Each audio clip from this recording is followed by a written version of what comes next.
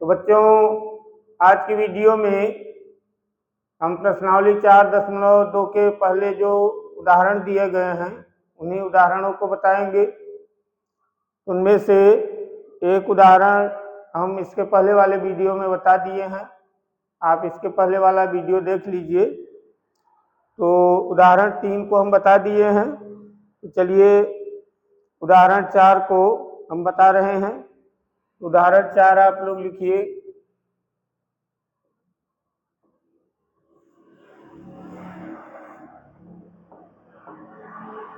उदाहरण 4 देखिए, दिया गया है द्विघात समीकरण 6x स्क्वायर, द्विघात समीकरण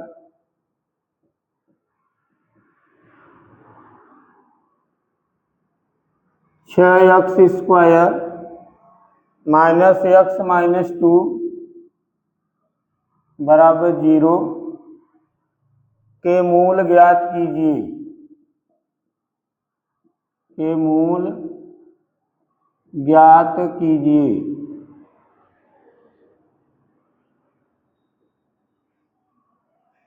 तो बच्चों देखिए, उदाहरण 4 यही है।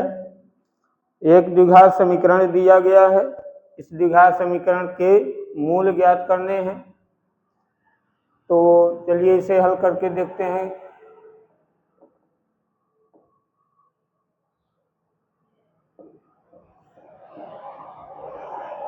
तो देखिए, इसे हम लोग गुणनखंड विधि द्वारा हल करेंगे। गुणनखंड विधि द्वारा इसे हल करके मूल ज्ञात करेंगे।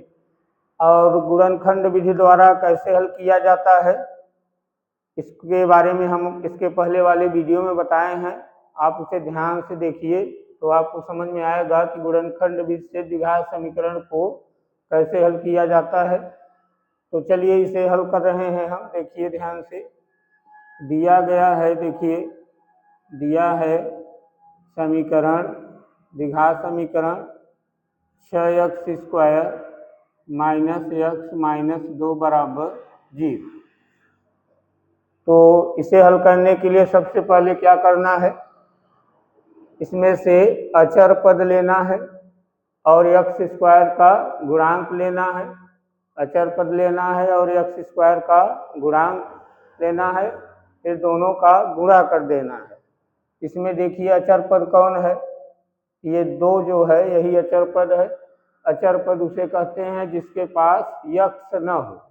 तो देखिए 2 के पास x नहीं है, इसका मतलब यही क्या है, अचर पद है। तो यहाँ अचर पद देखिए कौन है, हम यहाँ लिख दे रहे हैं अचर पद बराबर 2 और x स्क्वायर का गुणांक कौन है, देखिए 6। x स्क्वायर का गुणांक बराबर 6। अब इन दोनों का गुणा कर दीजिए, दोनों का गुणा कीजिए, 6 गुणित 2 बराबर 12 आया।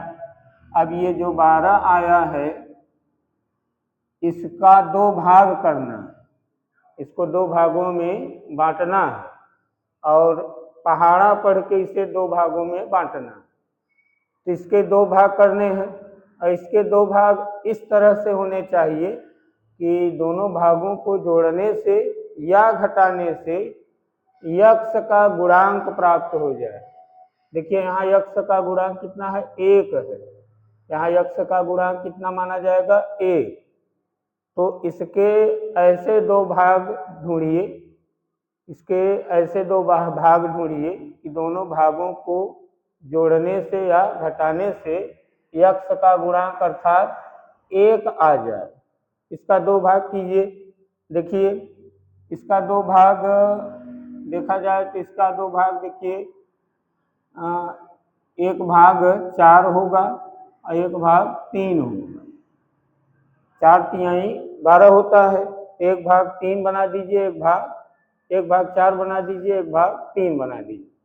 अब देखिए इन दोनों को जोड़िए तो जोड़ने से कितना आएगा, 7। लेकिन यहाँ यक्ष का गुणांक कितना है, 1। तो इन दोनों को जोड़ने से 1 नहीं आ रहा है, लेकिन इन दोनों को घटा दिया जाए तब, तो घटाने से कितना आएगा, 1। 4 में 3 घटाएंगे 1 आएगा, मतलब यक्ष का गुणांक 1 आ रहा है। इसका मतलब ये हुआ कि 4 और 3 को घटा दिया जाए तो कितना आएगा, 1 आएगा।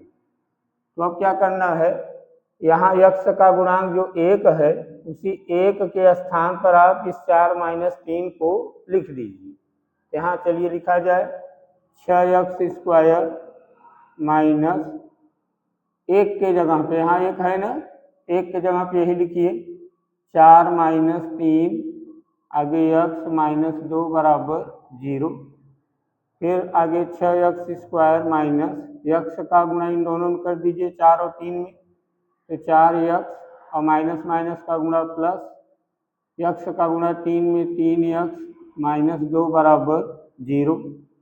अब इन दोनों में और इन दोनों में कॉमन लीजिए, तो इन दोनों का समूह बना दिए हैं, समूह बनाकर कॉमन लेना है। इसमें कॉमन लीजिए, इसमें देखिए कॉमन है 2x कॉमन है, तो बचेगा, यहाँ बचेगा 3x - 2 और प्लस इन दोनों में देखिए कॉमन लीजिए, इनमें कॉमन 1 है तो बचेगा 3x - 2 बराबर 0। अब इस लाइन में कॉमन ढूंढिए, इसमें देखिए कॉमन है 3x - 2 और बचा 2x धन 1 बराबर 0।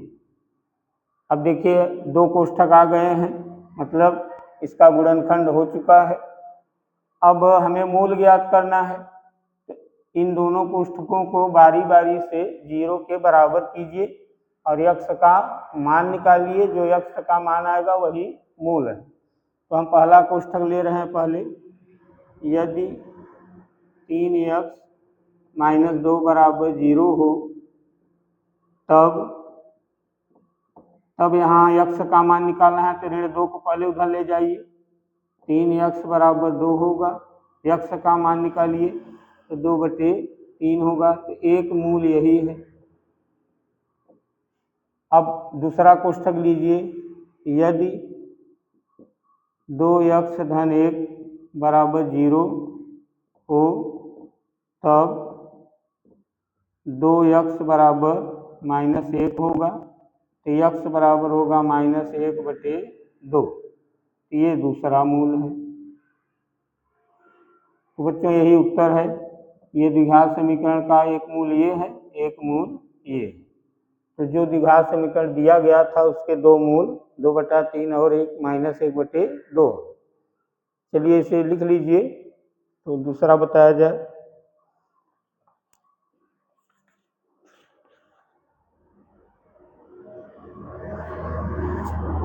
चलिए इसे हम मीट दे रहे हैं।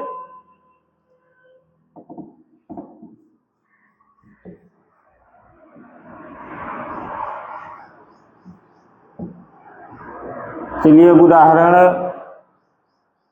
5 लिखिए, 5 उदाहरण नंबर 5 लिखिए। एग्जाम्पल नंबर 5 लिखा है, द्विघात समीकरण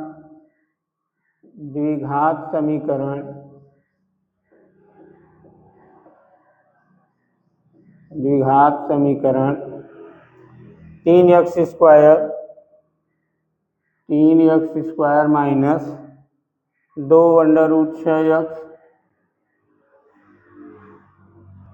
और +2 बराबर 0 के मूल ज्ञात कीजिए।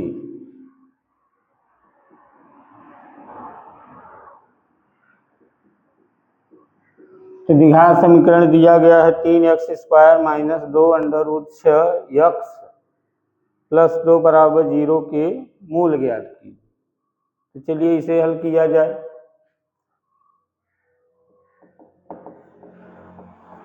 तो पहले जो द्विघात समीकरण दिया गया है उसे लिखिए।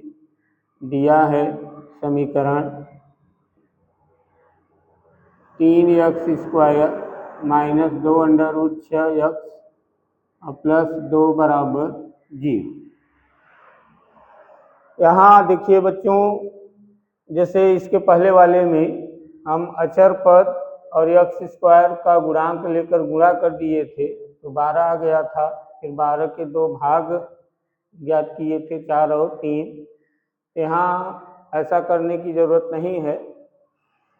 इसे हम लोग इससे क्या कीजिए, इसे 2 भागों में बांट दिया जाए। इसी को 2 भागों में बांट दे, काम हो जाएगा।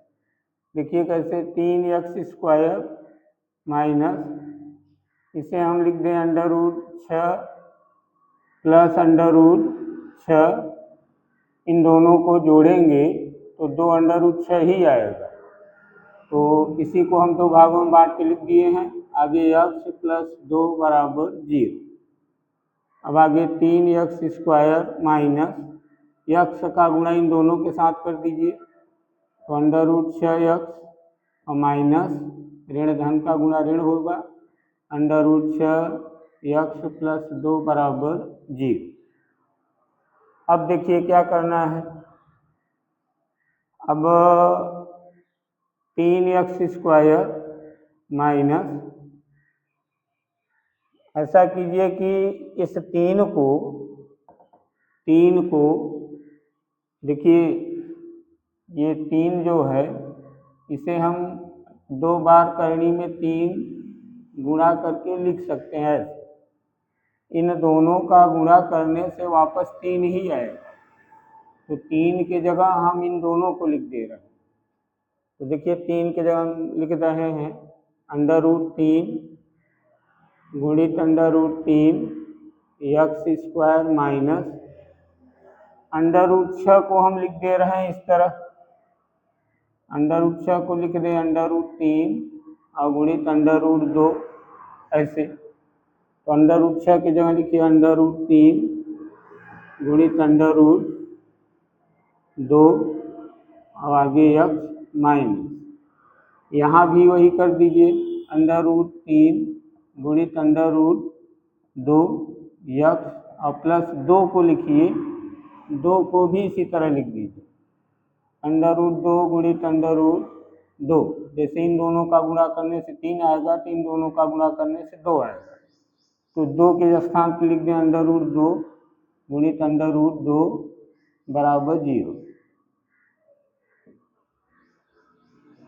अब देखिए, अब देखिए इसमें 4 पद हैं। ये पहला पद है, ये दूसरा पद है, ये तीसरा पद है और ये चौथा पद है। 4 पद हैं, इसलिए 2-2 पदों का समूह बना सकते हैं, जोड़ा बना सकते हैं। इन दोनों का एक समूह बना लीजिए, इन दोनों पदों का एक समूह बना लीजिए। अब पहले इस समूह में कामन ढूंढिए। तो देखिए इसमें कामन क्या है, √3। देखिए √3 दोनों में है, इसलिए √3 कामन है। x देखिए दोनों में है, x कामन है, तो बचा √3 x माइनस √2, इतना बचा। वहाँ देखिए दूसरे समूह में क्या कामन है, देखिए √2 दोनों में है, इसलिए √2 कामन होगा, तो बचेगा √3 x माइनस प्लस का गुणा माइनस होगा, √2 = 0। अब इस लाइन में कामन देखिए क्या है, इसमें ये पूरा कोष्ठक ही कामन है, यही कामन ले लीजिए √3 x माइनस √2, तो बचा √3 x माइनस √2 = 0। अब देखिए 2 कोष्ठक आ गए हैं, इसका मतलब इस द्विघात समीकरण का गुणनखंड हो चुका है। अब मूल ज्ञात करना है, तो मूल ज्ञात करने के लिए बारी बारी से दोनों कोष्ठकों को 0 के बराबर कीजिए, x का मान निकालिए, वही मूल कहलाएगा। तो पहला कोष्ठक लिया जाए, यदि √3 x माइनस √3 दोनों वही हैं, तो मान लीजिए हम यही लेके हल कर रहे हैं पहले, बराबर 0 हो, तब √3 x बराबर माइनस √2 को दाईं ओर ले जाइए, √2 होगा, x बराबर √2/√3 होगा। इसे ऐसे भी लिख सकते हैं, x बराबर √2/3, एक मूल ये। फिर चलिए दूसरा कोष्ठक लिया जाए, ये वाला, यदि √3 x माइनस √2 = 0 हो, इस कोष्ठक से भी यही आएगा क्योंकि दोनों कोष्ठक सेम है। तो इसे हल करें, √3 x बराबर √2 होगा, तो x बराबर √2 बटे √3 होगा, तो x बराबर होगा, एक ही करनी में कर दीजिए, 2 बटे करनी में 2/3। ये इसका दूसरा मूल। इस द्विघात समीकरण के जो मूल आए हैं ये दोनों मूल समान हैं। मूल कैसे आ गए हैं? समान। तो नोट कर लीजिए इसे आप लोग, 5वां सवाल है ये।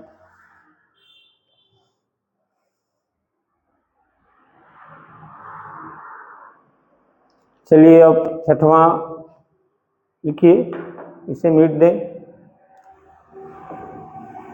अब ये सब बच्चों क्यों किया गया है? यहाँ 3 की जगह ये क्यों लिख दिया गया? √6 की जगह ये क्यों लिखा गया है? 2 की जगह ये क्यों लिख दिया गया? ये इसलिए किया गया है जिससे कॉमन लिया जाए, इन दोनों में कॉमन लिया जाए, और इन दोनों में जब कॉमन लिया जाए तो दोनों कोष्ठकों में सेम चीजें बचे। दोनों में कॉमन लेने के बाद और इन दोनों में कॉमन लेने के बाद दोनों कोष्ठकों में सेम चीजें बचे, इसीलिए इसके स्थान पे ये लिख दिया गया, इसके स्थान पे ये लिखा गया, 2 के स्थान पे ये लिख दिया गया, चेंज कर दिया गया है अपना काम बनाने के लिए। चलिए इसे हम मिट दे रहे हैं।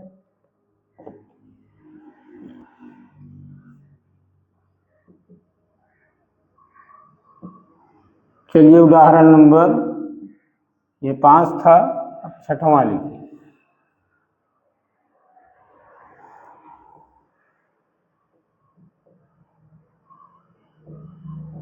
देखिए बच्चों, उदाहरण 6 जो है वो यहाँ लिख दिया गया है। उदाहरण 6 में आप बुक में देख लीजिए, अनुच्छेद 4.1 में दिए गए प्रार्थना कक्ष की विमाएँ ज्ञात कीजिए।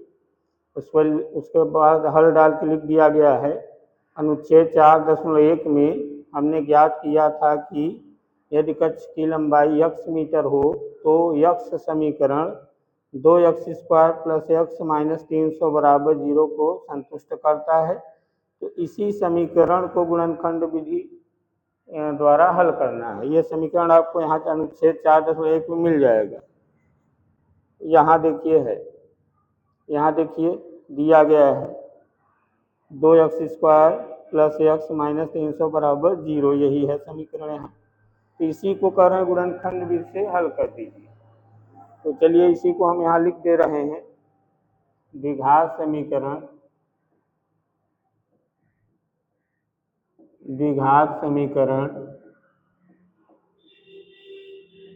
2x²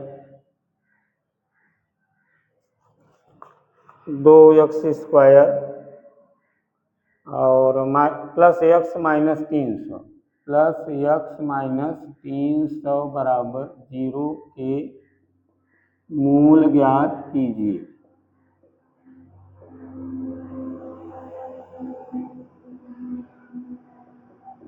तो गुणनखंड विधि से हल करके मूल ज्ञात करना है।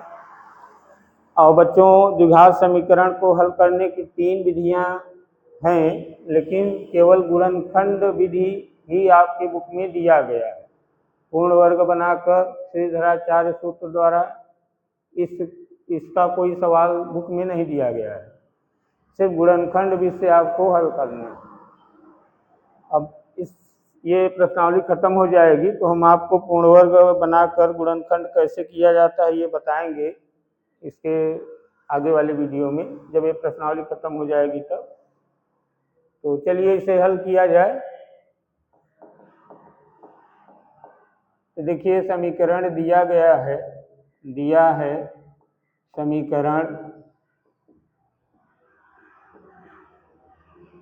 समीकरण देखिए है 2x² + x - 300 बराबर 0। अब इसे गुणनखंड विधि से हल करना है। इसके लिए क्या कीजिए, पहले अचर पद लीजिए। देखिए यहाँ अचर पद कौन है? अचर पद कौन है? 300 है। x² का गुणांक क्या है? देखिए एक्स स्क्वायर का गुणांक क्या है, 2 है। तो अचर पर 300 है और एक्स स्क्वायर का गुणांक कितना है, 2 है। अब इन दोनों का गुणा कर दीजिए, 300 और 2 का क्या कीजिए, गुणा कीजिए। 300 गुणित 2 बराबर आया 600। अब 600 जो आया है इसका 2 भाग करना है, 600 को 2 भागों में बांटना है। और यहाँ देख लीजिए x का गुणांक क्या है, यहाँ x का गुणांक यहाँ 1 है। x का गुणांक कितना है, 1 है। तो 600 को ऐसे 2 भागों में बांटिए कि दोनों भागों को जोड़ने से अथवा घटाने से ये x का गुणांक 1 आए। उसे 2 भागों में बांटना है, ऐसे 2 भागों में बांटना है कि दोनों भागों को जोड़ने से या घटाने से क्या आ जाए, 1 आ जाए। 1 मतलब x का गुणांक आ जाए। तो चलिए देखिए इसे कैसे बांटेंगे, कैसे ढूंढें। इसका क्या कीजिए, गुणनखंड कर दीजिए, गुणनखंड कीजिए। 600 को 2 से काटिए, 2 तिहाई 6, 0 0। फिर 2 से काटिए, 15 यानी 150 आया। फिर 2 से काटिए, 2 सते 14, 2 पंचे 10। अब ये 2 से नहीं कटेगा, 3 से कटेगा। तो 3 दूना 6, 3 पचे 15। अब देखिए इतने पे चेक किया जाए, पहले इनकी सबका गुणा कीजिए, देखिए कितना आता है इन दो चारों का। 3 देखिए 2 दूना 4, दूना 8, त्रिक 24। तो इनका गुणा आया 24 और ये 25 लीजिए। तो देखिए 25 और 24, 25 में 24 घटाएंगे तो 1 आएगा। x का गुणांक 1 आ रहा है। और इन दोनों का गुणा करके देख लीजिए, ये 600 भी आना चाहिए। तो आएगा देखिए 25 चौका 100, 10 हासिल, 25 दूना 50 और 50 और 10 हासिल जोड़ दीजिए 60 आ रहा है। गुणा करने से 600 आ रहा है, इन दोनों का गुणा करने से 600 आ रहा है। और इन दोनों को घटाने से x का गुणांक 1 भी आ रहा है। इसका मतलब है इसके 2 भाग कौन होंगे, एक 25 होगा और एक 24 होगा। और दोनों को घटाने से 1 आ रहा है, यहाँ लिख दीजिए 25 माइनस 24, यानी दोनों को घटाने से कितना आएगा, 1। अब क्या कीजिए कि सवाल में जहाँ 1 है मतलब यहाँ पर इसी के स्थान पे लिख दीजिए 25 माइनस 24। तो चलिए हम यहाँ लिख दे रहे हैं 2x स्क्वायर प्लस 25 माइनस 24 आगे x माइनस 300 बराबर 0। अब इसे और हल कीजिए, 2x स्क्वायर प्लस x का गुणा 25 और 24 में कीजिए। तो 25x माइनस 24x माइनस 300 बराबर 0। अब देखिए 4 पद हो गए हैं, तो 2 पदों का समूह बना लीजिए। इन दोनों पदों का एक समूह, इन दोनों पदों का एक समूह। अब पहले समूह में कॉमन ढूंढिए, इसमें ये पहला समूह है, इसमें कॉमन देखिए क्या है, इसमें कॉमन है x, तो बचेगा 2x धन 25 और माइनस इसमें कॉमन देखिए क्या है, 12 कॉमन होगा, 12 कॉमन लीजिए तो 12 दूना 24, 2x और ये माइनस माइनस का गुणा करके यहाँ लिखिए प्लस और 12 से इसे काटिए, देखिए 12 दूना 24, 6 30, 12 पंचे 60 बराबर 0। अब इस लाइन में कॉमन देखिए क्या है, इसमें है 2x धन 25 और बचेगा x माइनस 12 बराबर 0। अब ये 2 कोष्ठक आ गए हैं, इसका मतलब इस द्विघात समीकरण का गुणनखंड हो गया है। अब मूल ज्ञात करना है, तो इन दोनों कोष्ठकों को बारी बारी से 0 के बराबर कीजिए। तो पहला कोष्ठक लिया जाए, देखिए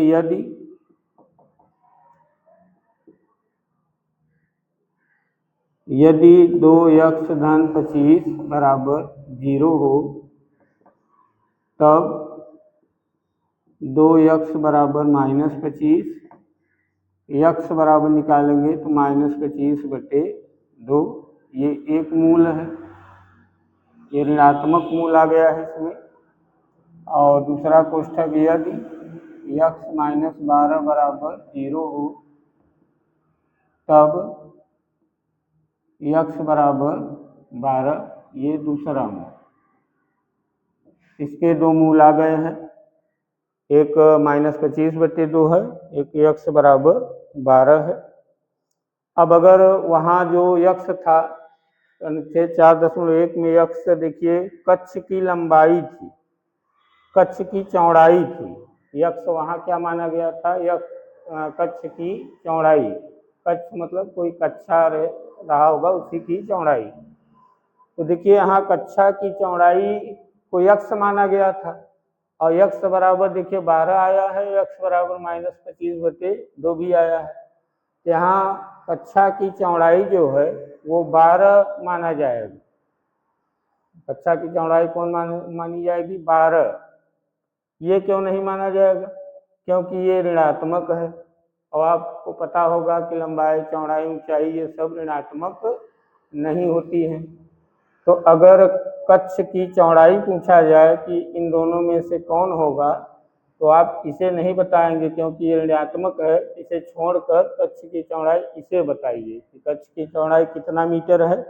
वहाँ x मीटर था तो x का मान 12 आया है, तो कहिए कक्ष की चौड़ाई 12 मीटर होगी। यहाँ देखिए बुक में यहाँ दिए भी हैं कि कक्ष की चौड़ाई 12 मीटर है और लंबाई निकालने के लिए क्या करना है वहाँ दिया गया होगा, उसे आप देखिए। फिलहाल ये सब नहीं करना है आपको, ये द्विघात समीकरण को हल करना था बस। तो चलिए इसे नोट कर लीजिए। तो बच्चों उदाहरण पूरा हो गया है। अब इसके बाद प्रश्नावली 4.2 के सवाल दिए गए हैं, तो इसे हम बच्चों अगले वीडियो में बताएंगे। तब तक के लिए नमस्कार।